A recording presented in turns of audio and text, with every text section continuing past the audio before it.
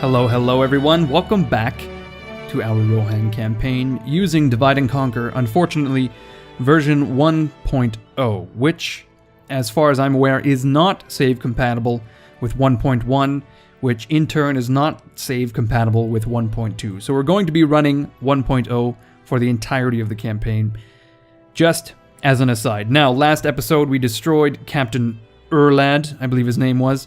Aldwulf retreated to Bregnus to hold the fort until a better time to advance into Dunland arrives. Although I'm getting the impression that we can probably build a small army for Aldwulf and he can march out regardless, because Dunland seems pretty weak at this point, and we are looking really strong around Isengard. Of course, we still have to fend off Kamik as well as Adunafel the Quiet, and then of course the ever infamous Akorahil the Blind Sorcerer. In the east, we've got our good friend Eomund, I was going to say Eomer, besieging Tirith Anduin. It's 2 turns until they surrender. I was thinking we could capture the town, but now I'm thinking we could wait for them to... Actually, no, you know what we're going to do? We're going to capture the town and disband some of these units so that we can then retrain and re-recruit troops in the west for probably Aldwulf. I see no problem with us attacking right away. It's basically Fort Axemen, spearmen, archers, etc. We have very little cavalry in this army, so we're going to have to put them to good use. Anyway, I will see you on the old map of Tirith Anduin. Muster your courage, men. Okay, this should be a pretty simple assault. I've got the main bulk of my army ready to knock down the walls here. And then I've snuck, well, not necessarily snuck, but I've placed some cheeky units on the flank here just to draw away from the main assault. And then I've got my archers here to cause some casualties. I didn't expect for these guys to retreat, first and foremost, but it seems to me that they're doing it anyway. So let's get our flanking force in place. Essentially, I put the archers here to, shoot into the flanks of the enemies. I've got a few units of weak infantry that we'll probably just keep in the wings for now. And then Eomund and his riders sitting back to see what the rebels do. So they've made a critical mistake here. They've placed a bunch of units to watch our cheeky flanking force, who are now fleeing. They've got very little defenses for the area in which we are going to be breaching the wall. They do have these axemen, though, who are sporting chainmail, which is not necessarily something that our troops have. We're all doing the old scale mail technique. It looks to me, though, that some troops have chainmail and scale mail. So I don't even know that scale mail does not seem like a proper term. Scale armor, let's say. I'm just shooting the shit. This is not an actual factual conversation here. Okay, it looks like our flanking force is going to be breaching the walls unopposed. Our archers, however, are going to have to come around. Look at this, they're just running into the wall. In their zealotry to shoot arrows at the enemy, they've just marched head first, face first into the wooden walls. And it was not a pretty sight. There was a lot of broken noses on this day. Okay, we are just taking an absolute dump on these walls. Oh god, it's gonna play this video 9 times in a row, isn't it? Okay. Oh, okay. Well, let's try to slow the game. Here we go. So we've got some axemen and spearmen that we have to deal with. I think we want the spearmen. Jesus Christ. Please, just leave me alone. We'll leave our spearmen where they are, and then we'll flank with the swordsmen as well as the axemen, and then these guys can tie down these spearmen, and then hopefully we can sneak some of our cavalry in on the flank. Here we go. These guys may as well charge at those axemen. We'll get the archers, you know what, to fire at the fort archers. Actually, no. We'll get the... No, here's what we'll do. We'll try to attack those fort axemen. We'll get Eomund and his cavalry to swoop around and deal with these archers. Ooh, I love it when a plan comes together. We are, holy shit, we are attacking these spearmen, and they're trying to flee, but we're just chopping them down. Good God. If we continue like this, I did indeed hope for success, but not to this degree. Not like this. This is just too cruel. Oh man, we've just slaughtered half of that unit. There's only 115 of them left. soldiers have proved their worth today. Jeez, okay, here come the axemen, meaning we can flank in with these spearmen. Our own flanking...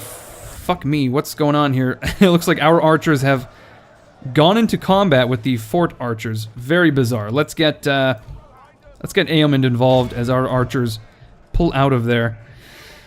Oh, jeez. Okay, now we can get the riders involved. Looks to me like they can head through here. Not that they're going to be able to fit necessarily, but here we go. We are now flanking these axemen with swords, axes, cudgels, kitchen knives, like curling irons, even though they don't yet exist. Okay, Aomund has charged into the fort archers who are miming. They're doing a dry fire session just to ensure that they're all synced up. I'm sure their periods are aligned as well, those fucking freaks. We're gonna get the riders of Rohan involved here. And holy shit, now we're beginning to crush the infantry of the enemy. Wonderful. Aomund is doing pretty well against these archers. We just got to get them flanked, and then they're going to crumble like a delicious dessert. And then we can move on. Here we go. There's only, what, 80 of them left, and then our archers, which are somehow getting shot to shit. I think they're taking some mime arrows, and those mime arrows are penetrating the hearts of our miming troops. Which is incredibly embarrassing. No matter how many times Aomund has told them to not mime fighting enemies, they still continue to do it, and it just makes them look childish, ultimately. Okay, we can probably speed up the combat here for a little while. It's just a slog chopping through these axemen, mostly. Our cavalry doing a hell of a job against these archers. These dudes are routing, and they're done. Stick a fork in them. They're fucking done. We've killed the captain, which I hope will cause the infantry to rout. So we're going to disengage with this unit, get Aomund to get a good charge off, and then we'll leave these guys behind. Y'all need to fuck off out of the city. Okay, these fort spearmen are actually holding quite well now. They've caused a few casualties against our troops. The fort axemen about ready to break, and we've essentially just captured Tirith Anduin. No problemo. And now we can encircle these fort archers because they're dumb enough to move into such a position where they're surrounded on all sides. Again, they were just blinded by their love for the center of town that they decided to hang round in an open courtyard. Anyway, we've won. We did lose 260 men, but what I'm thinking we can do is merge the strong troops and destroy the weak. And then we can, as I said, save on upkeep, recruit some troops in the west for Aldwulf and his officer corps. I don't know, Aldwulf must have a lieutenant of some kind, like a left-hand or right-hand man, depending on your choices. Not that left-handedness or right-handedness is a choice. Much like being gay, you're born that way, and everyone hates lefties, right? Okay, we're going to repair the wall because we just knocked a bunch of holes in it, and we're going to build some roads immediately so we have better infrastructure, rather. We'll merge these goons, disband these dudes. We have no swordsmen really to merge at all. Spearmen don't really need merging either. Let's just grab everyone, actually, and merge. Merge, merge, merge. Okay, well, there's nothing we can do. They've merged as much as they can. So we're going to disband what looks like 2 units. That's quite disappointing, to be honest. And then we can leave some troops in this town. I'm not sure Huh. I think eventually we'll have to build this town guard. I think next turn, in fact, we'll have to build that town guard. We're going to see what Akorahil does and then decide our next moves. And now we return to our correspondent in the field, Leowine. Leowine, tell me, how does it go? It goes great, my lord. That's how. That's what Leowine would sound like with that fucking like turkey neck. My lord, I'm marching through Holland territory. Yes, my lord. And we actually have. I'm sorry, I clicked that away. But we have a new mission to send an emissary to the realm of Imladris, which is not too bizarre because we are in fact very close to. I could have sworn that there was a settlement around here somewhere. And in fact, I believe it is Rivendell, and I'm not sure where it is exactly at this particular point in time. Regardless, we've got Leowine here, and he's right next to the capital for the Dunedain, so we may as well head in there just to see what's going on. If we could get maps from the Dunedain, that would certainly help. In other news, it looks to me as if the Dunlendings are pretty preoccupied with the clans of Enedwythe, actually. I've noticed that there are... You know what, I think we need to increase the skills of our spies. So I'm going to try to infiltrate Dunerd. Actually, no.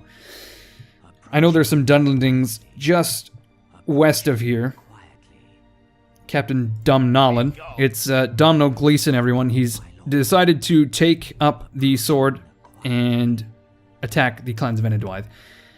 So he's pushing into this territory, which is called Lugio. Sorry, Lugio. That doesn't even make sense. Lugio, and marching towards Alkfud, which is the Enedwythe capital. Interesting. Aldfrid is going to spy on Captain Domhnall Gleeson. And look at that. He's going to gain 2 traits. He's an adept agent and also inconspicuous. So he's immediately gained a lot of line of sight. As for Senegals, let's see if we can get him to infiltrate Dunerd, and he cannot. Ooh, that's gotta hurt. I love that almost ironic death sound. We're gonna have to get a new spy in Bregnus, unfortunately. It looks to me like Aldfrid is quickly becoming the spy master of Rohan. The dwarves of Eredluin have declared war on the remnants of Angmar. Very interesting. We've recruited all sorts of troops, and yet our treasury is still doing fine. 1,700 gold per turn. We've built a tomb in Isengard, which should hopefully not recruit, but convert the culture of Isengard. Now, I'm not exactly sure how standing stones and tombs convert people to your culture. You'd think you'd want, forms of entertainment, media, clothing. I suppose the way you deal with death and the way you pray to gods is important. Actually, in fact, religion is probably one of the key components to culture, but I digress. What I'm trying to say is I don't understand how tombs are going to convince the orcs of Isengard to convert to our culture. But then again, I don't see how you can convert orcs to any culture. Even cultures somewhat similar to their own. Okay, so Isengard has finally been besieged by Akorahil, which means we can trigger Executive Order 66. Do it. We're going to send Eomer in. All of the cavalry is going to march in. And we're going to have to see... Yeah, that's just annihilated our income already. I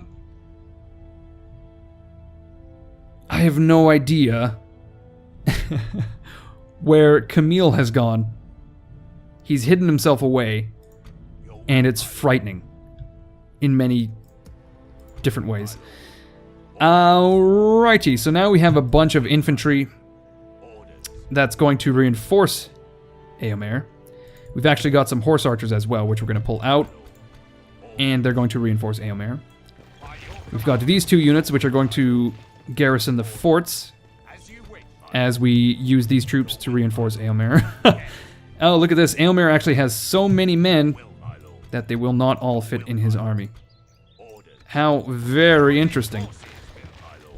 Okay, they are going to reinforce that fort. And holy shit, Aylmer is ready to tear Akorahil the Blind Sorcerer apart. And now what we can do probably is garrison the river. And then we can force these invasion forces to either go the long way round, or they will have to fight a river battle, which would be incredibly interesting. Alternatively, they could just assault some of our other cities, which would be the actual way to, you know, actually, that's how I would defeat my enemy in this situation. Okay, so we have a bunch of troops now in Tirith Anduin, and not much to do with them. I think we want to hold on to at least one unit of riders. We can send these guys back to perhaps Edoras for retraining. The rest of these troops, I guess we'll hold on to for now. I feel as if we can probably scupper the vast majority of them. But we'll just sit in Tirith Anduin until it gets to an appreciable level of defense, I suppose. Holy shit, look at this. The Haradrim are sending a full stack led by Merdad. It's another dad, you guys. The second dadliest dad around. What is it with dads, but they just cannot resist attacking us? I don't know what it is. We're slowly going to build armies for Aldwulf, a unit at a time it seems, which is dreadfully slow. Hopefully, I think I want to give Aldwulf more professional units than I would otherwise, because he is going to be invading into enemy territory. We are currently on the Isle of Andros, very interesting, and we're going to continue scouting the situation around Gondor. I want to see what's going on in Minas Morgul, first and foremost. We have this guy crossing the river. His name is what? Egbert. Ooh, what an interesting name, Egbert. I think we want to send Egbert to Daggerlad just to see what's going on there. And eventually we'll have to send some spies up to the Shadow of Mirkwood just to see what he's... Well, it's not a him, but rather what they are doing. We've essentially done all we can for this episode. I want to attack Akorahil, but I don't think we'll have enough time for it today, unfortunately. So this is going to be a bit of a cheap episode, a bit of a thin one, if you will.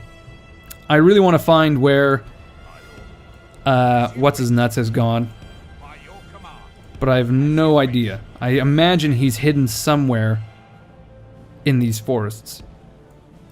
He was around here. Then we blocked the bridge. So to get to Isengard, he would have to either go all the fucking way down to Minas Tirith, or all the way up through the forests of Fangorn. And I just imagine that he's hidden in the forests here somewhere, and he's just biding his time. But again, we'll have to destroy Akorahil and then build an army on the bridge, so that armies like Adunafel and those Haradrim... Oh, alternatively, he can cross the army somewhere on the river here, which is... Yeah, it's all the way down here, which is not so far for an invasion force. They don't actually tell me how long we have to withstand this invasion, unfortunately, but it can't be that much longer. Leowine will talk to the Dunedain, talk to the elves, etc., and eventually continue on to the dwarves. We have 2,000 gold that we can probably reinvest into our economy. Now, I think Dunlastir is probably the place to do it. We're currently building a smoking house. I wonder where is...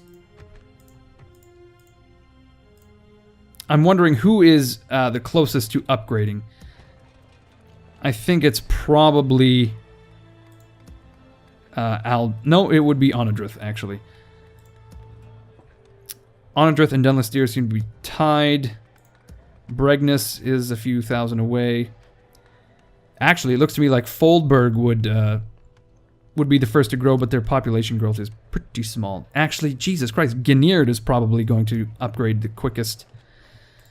But basically what I'm trying to determine here is what would be a good place to invest in. So, Dunharrow, not so much. Tirith Anduin, we are currently building. Foldberg, not so much. Bregness, I think it's got to be Onodrith.